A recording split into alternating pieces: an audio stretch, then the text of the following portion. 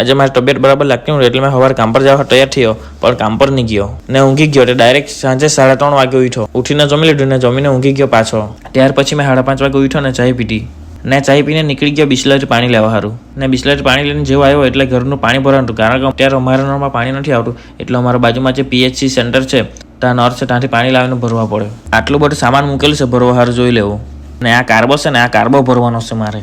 1-2 આટા માર્યા એટલે તમે થાકી ગયો ને હજુ તો કાર્બો અડધો બી નથી ભરાયો. હા કે ત્યાર પછી ફટાફટ પાણી ભરી કાઢ્યું ને મેં હાથ પગ ધોઈને તૈયાર થઈ ગયો કે આજે દોસ્તરના ભાણજાની બર્થડે હતી અમારા ફરિયામાં જેટલાના બર્થડેમાં ગયો. ને આ છે આપણી ઘરનો જેમાં પેટ્રોલ નથી. જો તમે થોડા ઘણા પૈસા આપે તો પછી મેં પેટ્રોલ પુરાવી દઉં. ને આપણી ટોપરી પર ગયો ને ત્યાં થોડીક વાર ટાઈપું. ને આ જો અમારા ફ્રી ફાયરના બોટિયા.